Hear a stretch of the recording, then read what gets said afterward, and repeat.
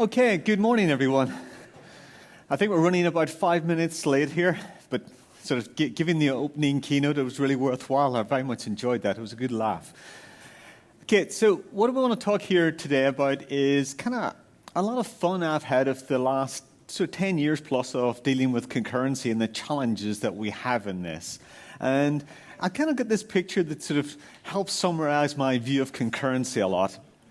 I was in Brazil just over a month ago, and this is Sao Paulo, where the traffic is just absolutely unbelievable. And you just look at the state of this junction. I particularly like this case here. If you actually look at this, why is that van pointing that way? And I have to debug a lot of concurrent applications, and so often you keep finding there's a thread somewhere, and it's in this kind of weird state, and just like, how did it ever end up there? And so you end up, how do I work all of this out? So I want to kind of explore a number of things here today. So let's start off with sort of thinking about, well, what is concurrency, and what does it mean to be parallel? Why do we do these sorts of things? So one of the sensible reasons we'll do this is sometimes we want resilience in our system. So if you do something more than once at the same time, if one of them succeeds, one of them fails, that's kind of good. We can have a lot more resilience to our systems, and that's quite often a case we'll do this. Actor systems being a good example of this. But more commonly, what people will employ parallelism or concurrency for is performance. So we want to get a greater amount of throughput, or we want to get a lower response time, so lower latency, so we can respond better. And the response time is something I get involved a lot in, because we need to have systems that respond particularly fast. Particularly in finance, this is quite common. And if a system doesn't respond quickly, we get issues. Particularly if it doesn't respond quickly all the time. It needs to respond in a timely manner. And we often end up with these kind of odd cases of where we're good and responsive most of the time, but then when we really need to, we're kind of not. And I like to think of it this way, that if a system doesn't respond in a timely manner, it's effectively unavailable. And if you're just really slow, it doesn't matter whether you're not there. Because if you're not there on time, it doesn't matter if you're a little bit late. In many cases, a little bit late is almost too late, and sometimes it's really, really bad. So what are we going to cover here? I want to spend a little bit of time on the theory behind concurrency and why it's kind of relevant to a lot of the systems I've looked at. I'm going to talk a lot about sort of the quest of looking at data structures over the last decade to try and address some of the latency issues that we've had, and kind of a little bit of where this can go next and what we've learned on the way. So let's start off with some theory. Kick off straight away with the idea of parallel and concurrent. We've heard these terms a lot. Who can comfortably say they know the difference between the two? Few hands? I'm even kind of unsure about sticking my hand up here. And sort of, to be honest, one of my electives at university was parallel and concurrent programming. I'd done a computer science degree, and sometimes I'm not sure. And I kind of over the years have become more comfortable, but even looking at what other experts have to say, like John Gustafsson is a really good example of this, where he says he doesn't even like to compare the two because they're so confusing. Whenever he writes papers, he actually pulls these subjects apart rather than dealing purely with this. So like parallel being the opposite of serial, concurrent being the opposite of sequential, and vector being the opposite of scalar. He doesn't even like to cross these. So that's kind of interesting that people will pull this out. I like Rob Pike's view that concurrency is about dealing with lots of things at the same time, where parallelism is about doing lots of things at the same time, particularly this dealing point. And the dealing point is what makes things complicated. If we have to deal with multiple things at the same time, we've got to manage that somehow, and the complexity that brings coming out from that. So we want to focus on, like, what do we have to deal with when we're accessing a concurrent resource? So let's pull out just a couple of simple examples. Our modern systems will have processors and memory and lots of other resources in there. So we've got to look at, well, what is concurrent and what's parallel? Well, we have a thread of activity running on our processor, dealing with some data structures that we have in memory. And as we deal with that, is that concurrent or parallel? In this case, it's fairly simple, really, in that it's neither concurrent or parallel. Single thread, single memory, nice and easy. Now let's introduce a different case here of where we're going to use a single processor, but we're going to time slice on it. And this is typically the world we were in coming through the 90s and as we go forward before we got truly multiprocessor systems as a common occurrence. And we kind of ask, is this concurrent or is it parallel? Just for a bit of background. Well, it's not parallel because the two things aren't really happening at the same time, but we're having to deal with the consequences of the fact that they're interleaving, so they are happening concurrently at that stage. So that's sort of interesting. Then we're into kind of our modern world. Even our laptops now have multiple CPU cores. They're dealing with the same memory. They're dealing with data structures shared in that same memory. Are we concurrent or parallel here? Well, obviously, yes, on both cases, if we're dealing with the same resource at the same point in time. We can also get cases of whereby we've got independent, so this could just be data structure, it doesn't have to be the same memory. So separate data structures, no relationship between them, being dealt with by different threads running at the same time. We can have parallel, but not concurrent. And so kind of pulling these apart, and the thing that really stands out for me is parallelism's a good thing because we can get more things done. Concurrency is questionable to whether it's a good thing because it introduces a lot of complexity. We have to deal with all of this complexity when we're dealing with concurrent applications. So let's look at this a different way. A typical flow through a system where we've got a request response. So we've got some input, output, we deal with that. We then decode that. We typically have bytes coming off the wire.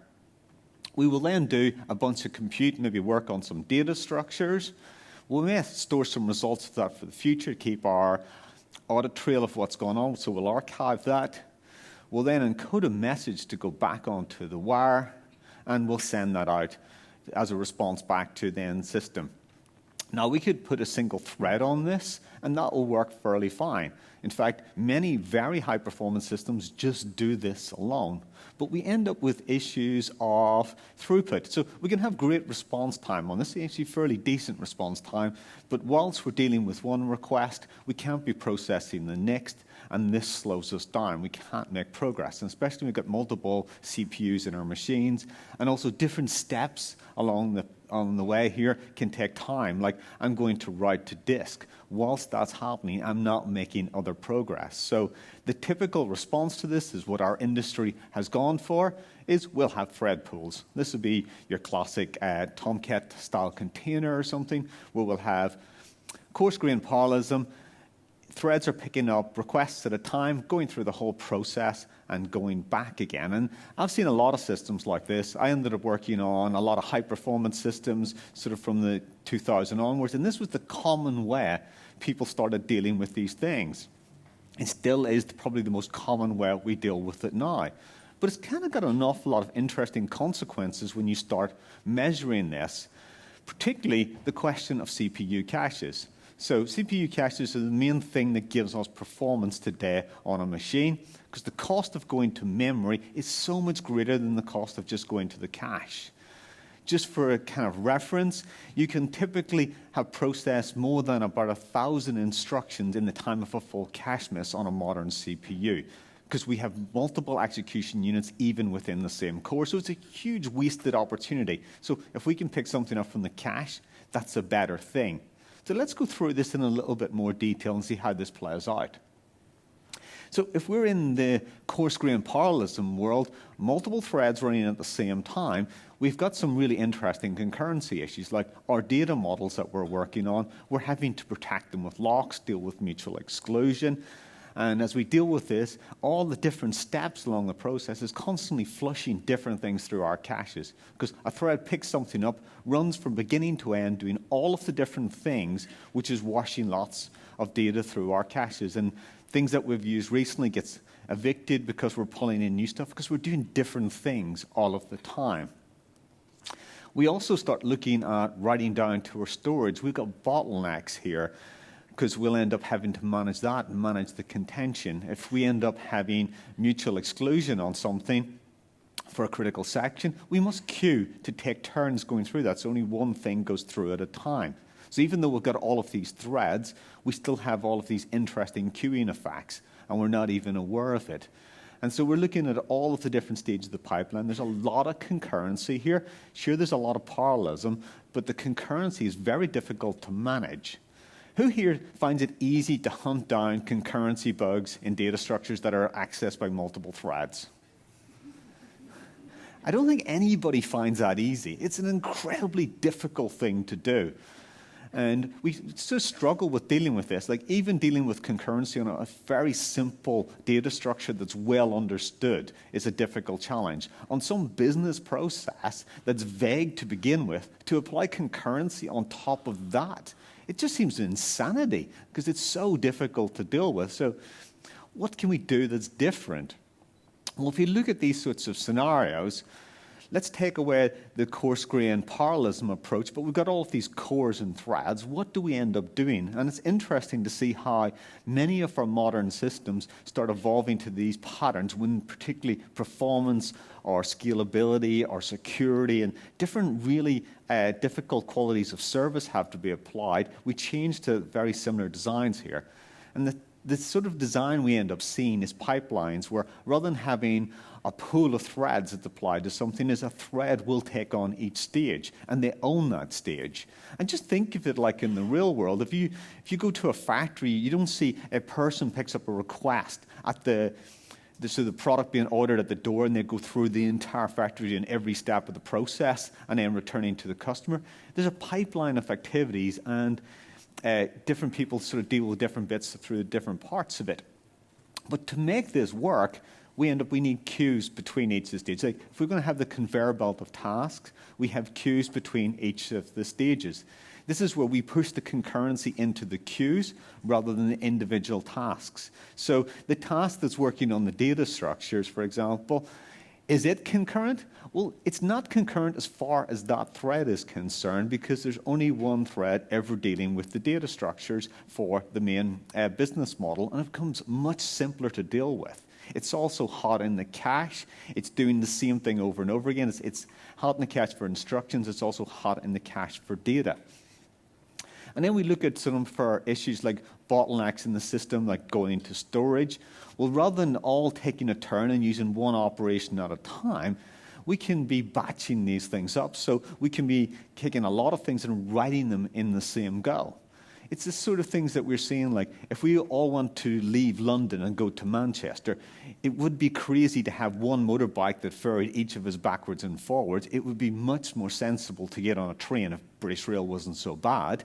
And we kind of go up there if it worked properly, or we'll hire a bus, because we need to look at how we batch these things correctly. Because when you start digging into this, the main performance enablers we have are our cache lines, how we pipeline, and how we batch these things. If we start thinking like that, we can get a lot more throughput. And the reason I've kind of ended up looking at a lot of these designs is I've worked on many of the coarse-grained parallelism problems. I've then had to deal with situations where you deal with incredibly high volumes of transactions, systems that are going into hundreds of thousands of transactions a second. You just find that those other approaches don't work. No matter what you do, they're really difficult to make them work, so you end up with these pipeline approaches that are cache-friendly, are friendly with the use of resources, but the really nice thing about them is they're much easier to understand and reason about. So our industry is starting to head that way for some of what we're thinking about it. Now, when we get into concurrency, there's kind of some interesting things that stand out. And just to cover a little bit of terminology, we talk about things being blocked, but a thread is blocked if something is stopping it making progress. And this is the main thing you want to start looking for when you want to make progress. Because if you have to wait on something else, it'll stall the pipeline. And there's many things that can stall different pipelines. And so we end up focusing on these things a lot. So what does prevent progress? What does stall these pipelines? Well, they kind of come into two classes of things. The one group, I call them the systemic pauses. So things like our garbage collectors are running. So most people are familiar with, like, if you're writing some Java code, every now and again, the garbage collector will run. It will stop the world whilst it's doing part of that process, and then you get to run again. Whilst that's happening, nothing else can make progress. It's not just our garbage collectors. We get similar things inside our operating systems, things like transparent huge pages. Who knows what a transparent huge page is? Probably only a few people. It's kind of interesting. So we start dealing with pages of memory. We don't deal with physical memory in our machines, we deal with virtual memory. And that virtual memory address must be converted to a physical memory address. We have a nice little cache inside our processor called the TLB that will convert those virtual to physical addresses so we know how to address our memory. They're very, very tiny. Like for our L1 caches, you've only 64 entries in there for your typical operating system page. And a page is only 4K. So 64 times 4K is a very small amount of memory on a modern server. We also have got pages now that can be 2 megabytes in size, and we have 32 entries for 2 megabyte pages. And so Linux, for example, now will try to use those entries. So it will try to use those 32 entries for 2 megabyte pages, and they're called transparent use pages because it's using it transparently. That raises a really interesting problem. After a while, the memory for your process starts looking like Swiss cheese. You have lots of little spaces of pages that are used and not used. Now, if you want to allocate a 2 megabyte page and you've got a whole load of memory, but it's all in tiny little 4 or 8K contiguous chunks, you can't allocate the 2 megabyte page. You have to compact your heap to be able to do that. It's the same problem we're seeing inside our JVM. Guess what? The operating system has to do some of that stuff too, and that can end up pausing for just as long in many cases as our GC does. So these things are kind of all over the place. We've got to be aware of them. But even down into the hardware, our hardware is constantly checking, is it in a good state? Like, am I too hot? Am I seeing errors? Have I got certain problems going on? These are called system management interrupts, and they can just stop the whole machine. So when we look at making progress, there's this kind of class of things. It's a great and interesting subject. I could talk for hours on it alone, but I don't want to talk about that today because I want to focus on the other class of problems, and that's the algorithms themselves. So our own algorithms end up having concurrent parts of those algorithms where they interact with each other, and one thread can block another thread, or one process can block another process. We'll kind of look at what are some of the cases of that. So things like just notifying another thread that you completed part of the task, mutual exclusion, all the different concurrency primitives that we have in there, and how we apply those, because those are the things that end up making our own algorithms quite interesting. So, kind of getting back to the quest. So I've been building coarse-grained systems. I've also been building pipeline systems. And when you start building lots of pipeline systems, you realize that queues are fundamental.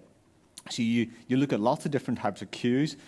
If you spend enough time on this, you start realizing that even the queues can become the bottleneck in your application, so you end up measuring them a lot. And if you measure them a lot, certain things start to jump out at you. It becomes what are the interesting problems we're dealing with. And in particular, the evils of blocking. So I mentioned that if one thread is stopping another thread making progress, it's effectively blocked. It has blocked what's going on. Well, what sort of things can block progress with our queues? So we have two methods that are blocking methods on a queue. So there's put and take. If I want to offer to a queue, I do a put operation. If there's space in the queue, I get to put into it. If there's not space, I block and I wait for space to be available. That means I can't do anything else whilst I'm blocking. The good thing is I can sort of have the CPU powered down. I can have it used for something else. That's a context switch. But at least it's allowing that sort of operation.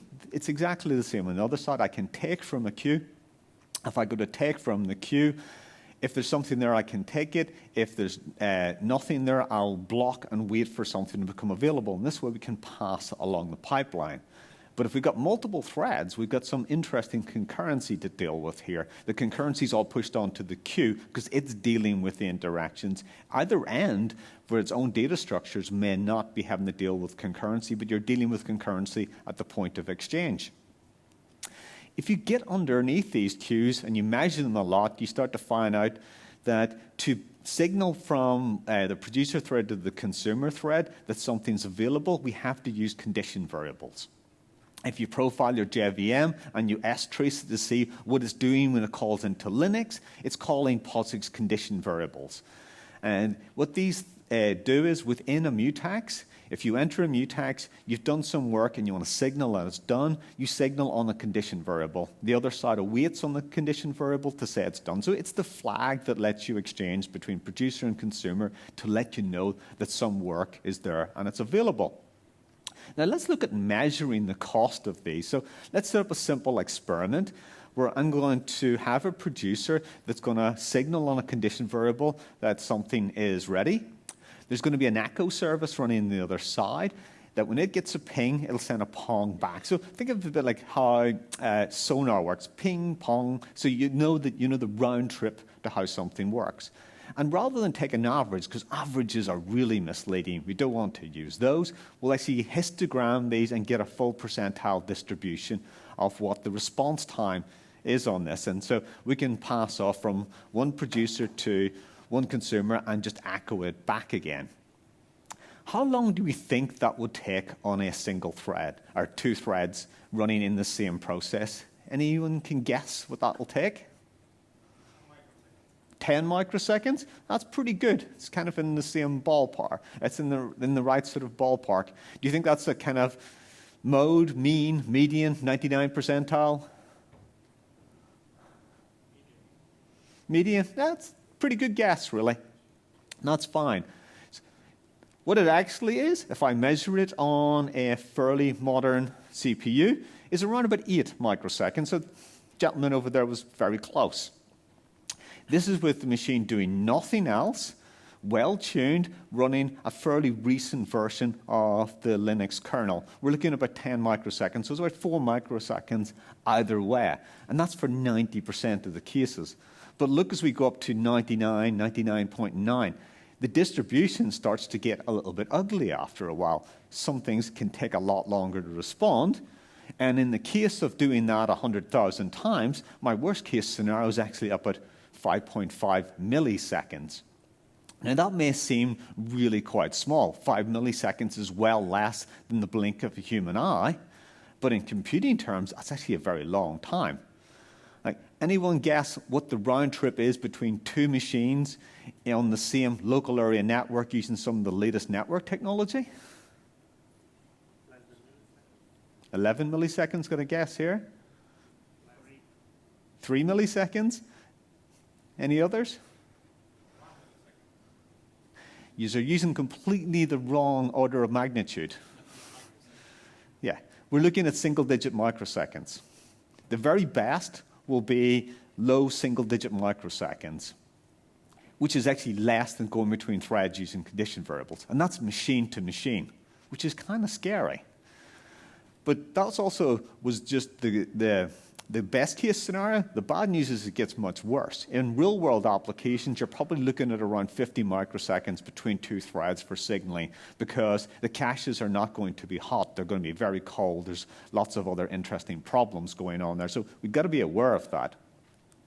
So let's look at alternatives. So if you're building these systems, you realize that's a major issue. What can I do that's better? Well, there's the non-blocking APIs. I'm talking here about offer and pull, where they don't use the condition variables whenever they're trying to signal, so you can just offer to the queue. If the other side is using take, you will use the condition variable, but let's just go with the pure non-blocking versions. So we can offer and we can pull. So offer to the queue, if it's full, you return false. That means that thread can go off and do some other work. Pull, the same case on the other side. So I'm going to pull from the queue. If there's something there, I get it. If not, it returns null, and I can go off and do something else. You see, the fundamental thing about thinking about making good progress is, can I go off and do something else? And that's a big change in how we need to think about designs if we want to get really good at this. So trying to do reasonably good science here. So any experimental evidence should always be backed up by making it publicly available and sort of letting people repeat them for themselves. If anybody's interested, all the benchmarks are up on GitHub. I run this on Java 8 Update 60 and on a fairly recent version of Linux running in performance mode on a good CPU. So what sort of figures do we get? Now, it's kind of wall of numbers here, but I want to look at a couple of scenarios. So one of the scenarios is I want to send one message from a producer thread to a consumer thread, and then echo the message back again. So it's just a single message, so it's round trip time. But I want to make this interesting. I want to try some of the different data structures I get with the JDK, and I also want to increase the number of producers. So I want to make the concurrency more interesting, like real world. So I want to track with one producer, two producers, and three producers all contending, and then a single consumer echoing back. So really simple case here of a burst of one message, echo it back, but have some contention. And these are the sort of figures we get.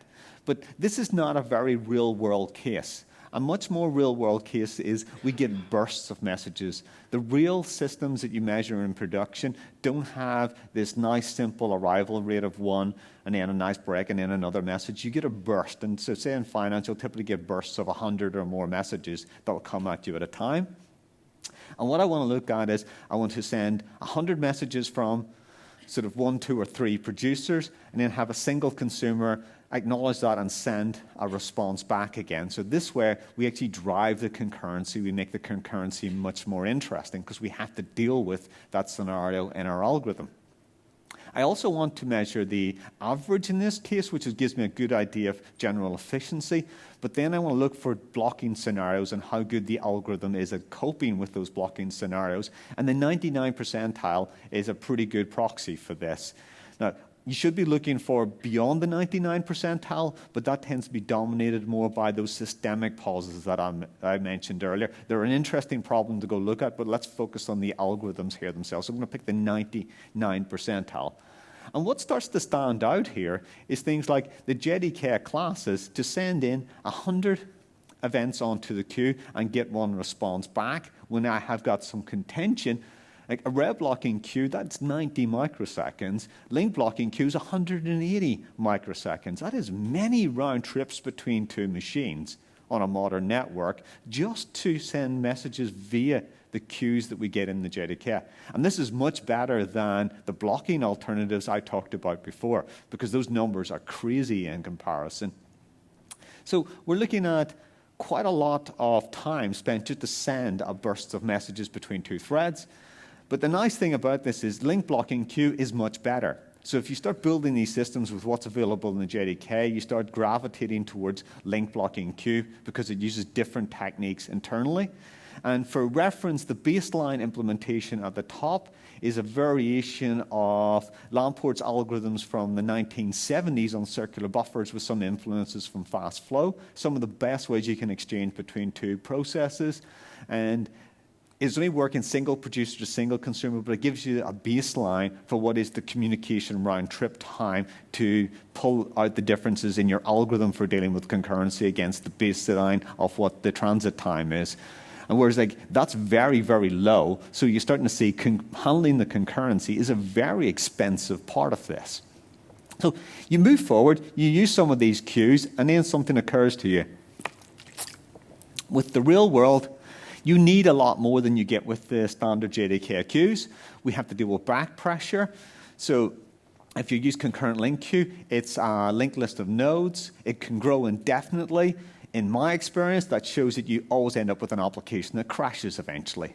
Unbounded queues will just keep growing. You get into this nasty position of whereby the producer will outpace the consumer, and it goes catastrophically wrong because the producer ends up cache hitting. Our caches are least recently used. The consumer is cache missing, so they slow down even more. You end up very quickly exhausting all memory and resulting in your application crashing. So if you use unbounded queues, you're kind of really playing with fire and making your applications reliable. On top of that, if you're going to start modeling your systems and applying queuing theory, you need to know the length of the queue. So you need to be able to check its size at times. And the size methods on the JDK queues, if they're link blocking queue and a red blocking queue, use the same lock that's used for exchange. So now we've got an observer effect, which is slowing down progress. We don't want to have that. Concurrent link queue is an order n operation to walk the queue. So it's not really working for me for real world usage. They generate a lot of garbage. They're not good with fan out. So we can't really use those. We've got to look at some different alternatives. And I want to explore now for the next section what alternatives I've looked at and been involved with and kind of where we're going with this. So what are the alternatives? Well, we start realizing that if you use locks and condition variables, we end up with the blocking strategies happening all the time and preventing progress, and it's a bit like the traffic light scenario.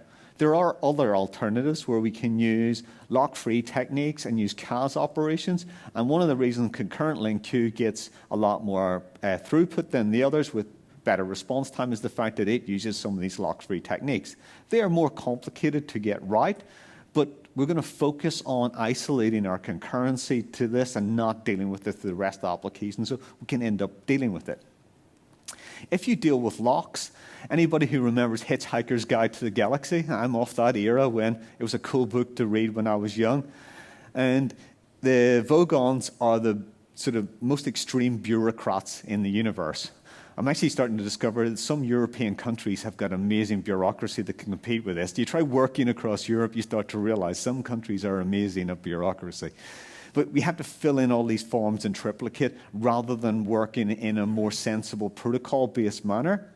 And when we use locks, we end up doing this. We have to delegate to the lawyers and the governments and stuff to get really simple things done where we want to make really simple progress.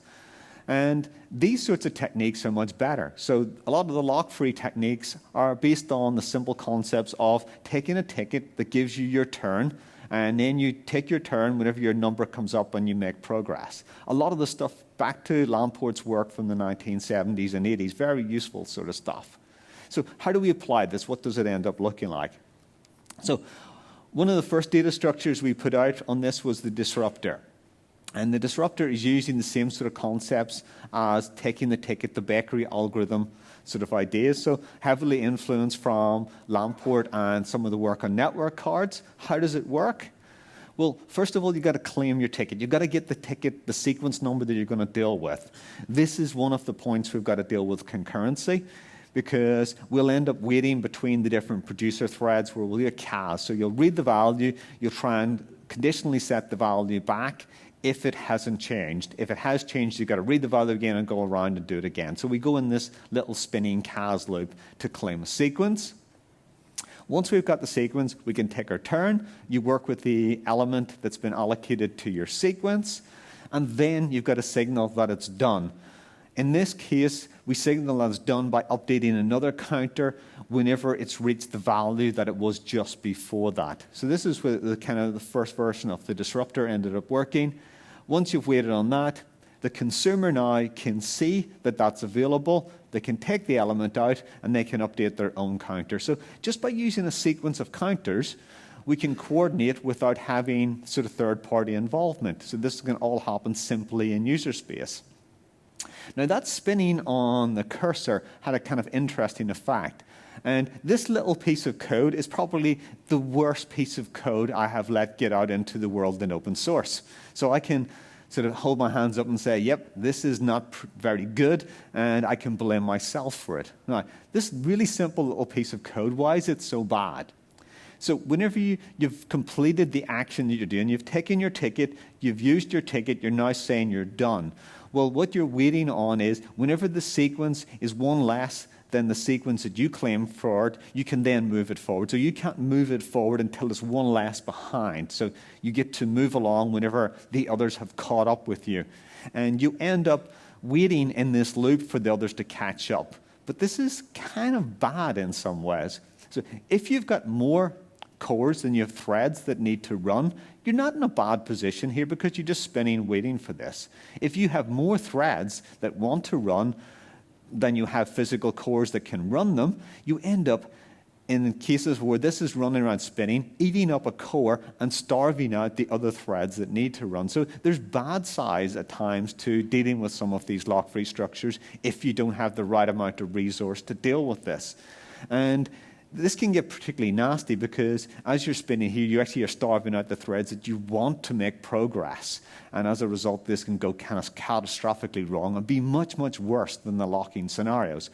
I ended up feeling like this the first time actually it dawned on me how bad this was. We didn't have these problems at LMAX when we worked on it because we were always running on systems that had more cores than threads that were able to run. So how do we learn from that? Well, the Disruptor 1 and 2 had the structure of using the claim sequence and the cursor to say complete. How can we break that blocking between the two threads? Because you've got concurrency dealing with that structure. How do we break from concurrency and move more to parallelism so that we don't have to deal with that close-off situation? Well, we did that by just introducing another array that said what was available. And how this works is we go through the same steps before. Is we need to claim the cursor. So get your ticket, take your turn at the deli.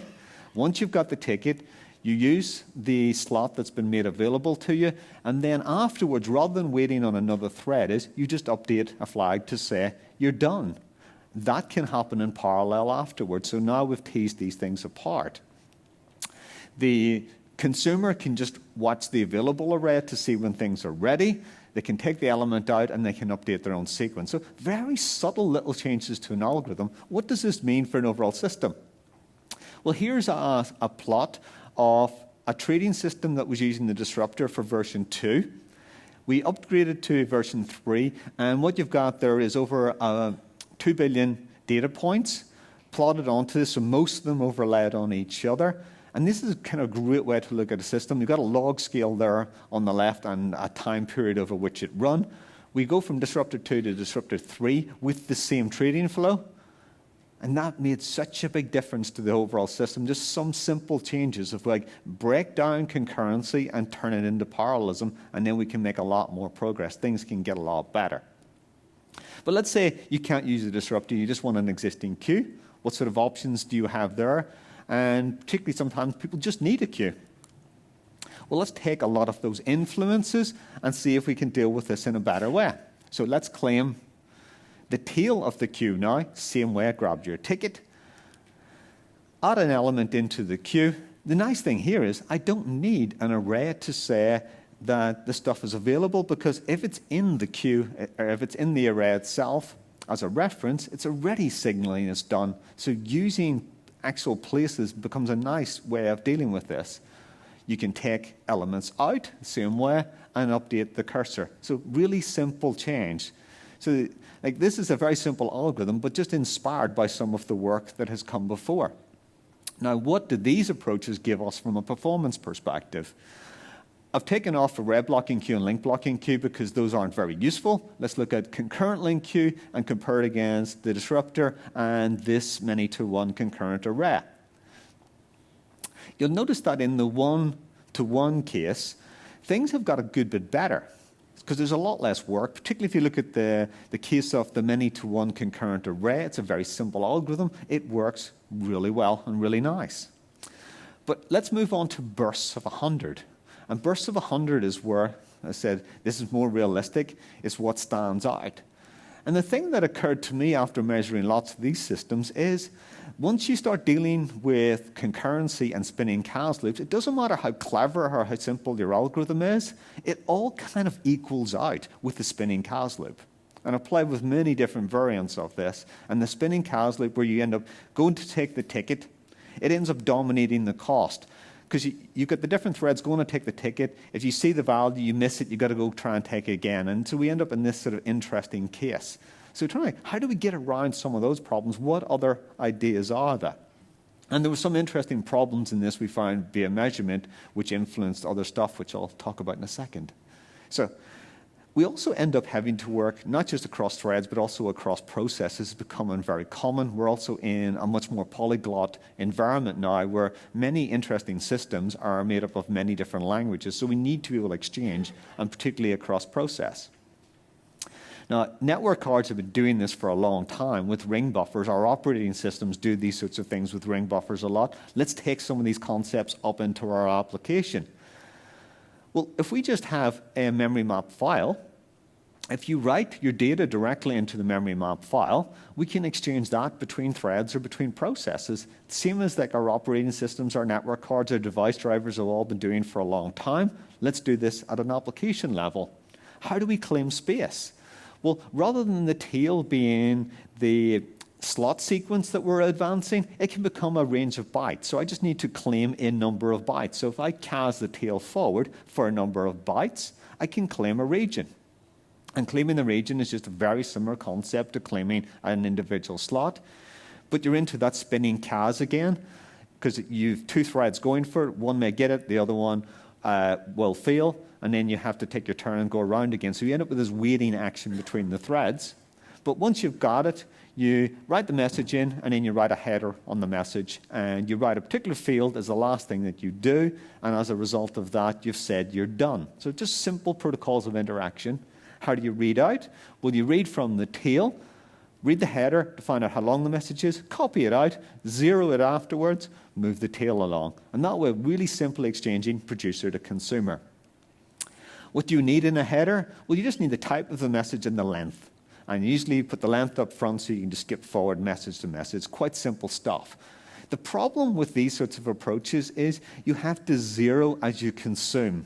And so what you find when you measure them is you spend twice as much CPU effort on the consumption as on the production, so you're kind of limited fundamentally by the consumer side. We end up, how do we get around that? We've got the spinning cas, and we've got this problem of zeroing out the memory. Can we move forward? Well, this led on to me looking at Aeron and IPC. I wanted to take the problems that we've seen before and work out how do we come over them. So in an ideal world, we would have a log, and that log could go on forever. If I didn't have to keep zeroing it out, that would be really nice. And also, it would be really nice because I wouldn't need a spinning cas. If I have to claim and I go to read and I miss and get it, I just want to increment. I want to get my memory, and I don't want to do the zero. Well, how can we do that? Well, if we start just having a concept of a tail that can just go on forever, logically, we get the space, we write in the message, write in the header, exactly the same as the ring buffer, but we're not trying to go around and deal with that. Would this one big file that goes on forever work? And a lot of the academic literature points this out, but if you measure, it's not a good approach. Because you'll get page faults, you get VM churn, we get loads of those systemic pauses coming out of our operating system from this type of behavior. So how do we address that? Well, I just stole blatantly from whenever I used to do backpacking. And the thing I learned from backpacking quite quickly is you get down to wash one, wear one, dry one. And this is how you learn to travel light. And by taking that approach, if we just not circle within a buffer, but circle across buffers, we can do some interesting things. And also, how can we get rid of that cas? So what we can do on that is, x86 has got this really nice instruction called xadd, which lets me increment a number. And if I increment the number, I can move forward and make good progress without having to read, increment, and try that. It can do the whole thing in one go, so it'll actually increment the number and give me the value before.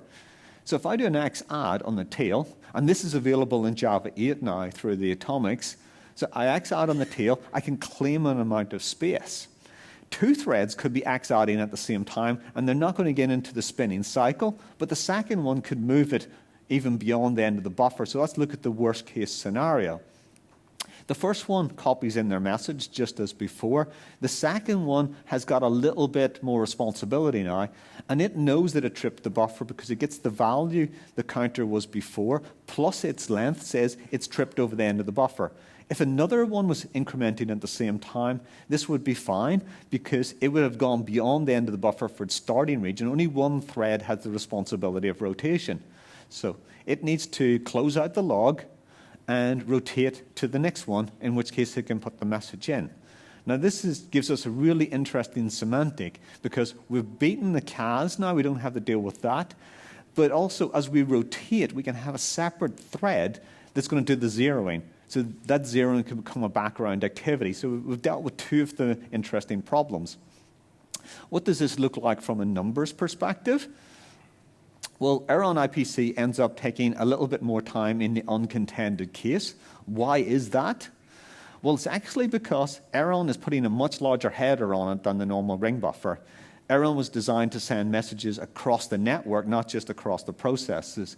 And if anybody's up on the latest distributed systems coolness at the moment, which are CRDTs, and CRDTs lets us recreate a data structure across a distributed network where the packets arrive out of order, can arrive multiple times, and it can still assemble the same thing. We can create this same data structure on another machine, which is a nice property, and we end up having to describe the whole header. If anybody's interested, sort of ITF-style protocol porn here on the screen. and we can dig into the details. So let's look at the numbers for what's actually going on here. So the ring buffer going off heap now is a first major step forward. Is we get better latency, especially at the 99 percentile. This is looking good. Why has that actually happened? Well, it comes down to this thing called false sharing. When we have the array that has all of the elements in it in the queue case, or in the disruptor case where the availability queue is, we move memory around our system in little blocks called cache lines, and they're 64 bytes at a time. You end up having to share those between different threads, even though they're not logically writing to the same location, but they're writing to the same physical location block. It also appears in our garbage collection through a thing called card marking, and you can see that effect if you turn it on or off. Now, getting rid of the spinning cas as well, what difference has this actually made to our algorithm?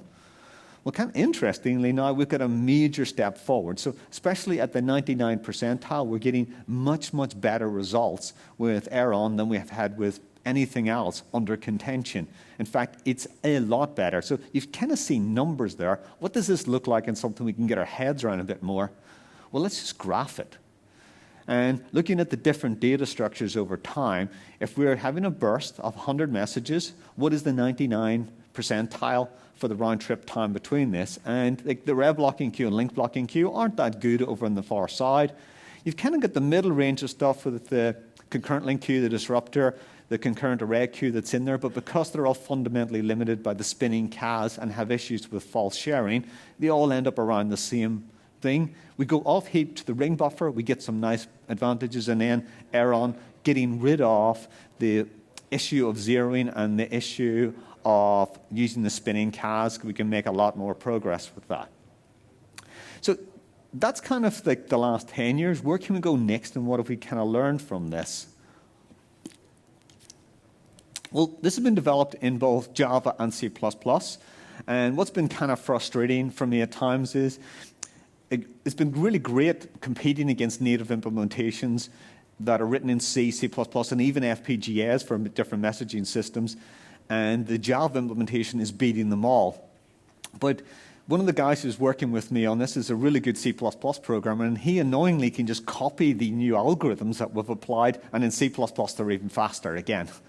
And so we're running a little bit behind, probably in the order of 10 to 20% now between Java and C++.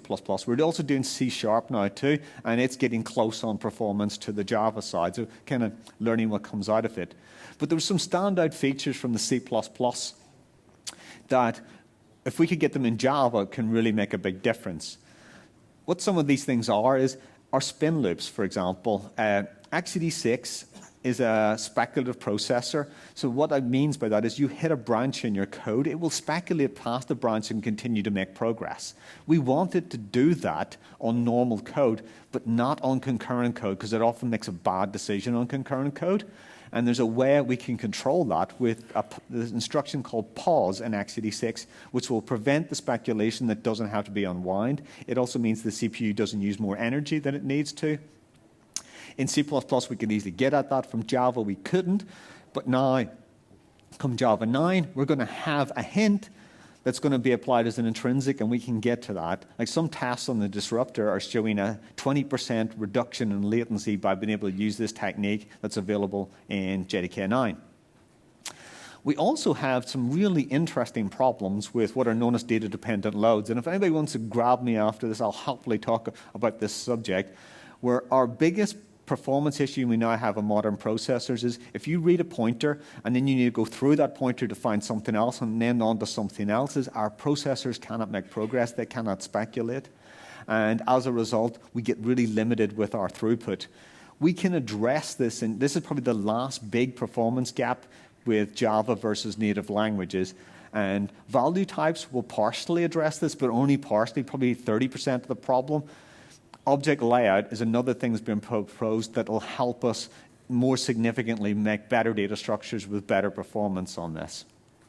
We also find some really interesting things with memory copying, where at times C was 10 times or even 40 times faster than Java, and we found some interesting alignment issues that we need to get fixed, where Java is copying and different arrays are not starting on multiples of 32 in size for a memory address. That ended up hurting us. And kind of last but not least on this is things like our data structures, particularly for concurrent, cannot just be based upon our single-threaded alternatives. So our queues being based on Java collections have fundamentally limited the performance and the behavior of what's possible with that, and they have conflated concerns together. We need to break some of those. So kind of wrapping up now in closing, we are getting into the world of many more cores and many more threads, and we need to be able to deal with them. So we just got to start thinking differently, and we got to start thinking about how do we manage this concurrency in a better way, and how do we get parallelism that doesn't have to deal with concurrency. You can find all of this stuff up on GitHub, so feel free to go and have a play and send us any feedback. And on this, I'm almost out of time. I've got 1 minute, so I can probably take one question. Yes? As a Java sort of developer, you don't really have any control over how your code gets distributed amongst the hardware of the computer. Mm-hmm. But in the past, I've done work with lots of parallel systems where you can hint in the code to say, this block of code is safe to run distributed across thousands of nodes, or this code isn't. Do you think we'll ever have anything like that in Java, where we can hint about parallelism? Because you were saying, like, oh, this instruction is going to use this x86 code. I don't know that, but are we going to be able to give hints? It's a good question on how we will give hints. I don't see any direct work on that at the moment. What people are typically doing is writing some native code that's called from JNI or JNA to control some of that at that point. We can do a little bit by controlling from the outside. For example, control groups can help us with NUMA regions quite a lot, and that can make quite a significant difference to the performance of your code. But you need to think about things outside of the JVM. There's very little activity inside the JVM that's helping with that from what I've seen. Thanks.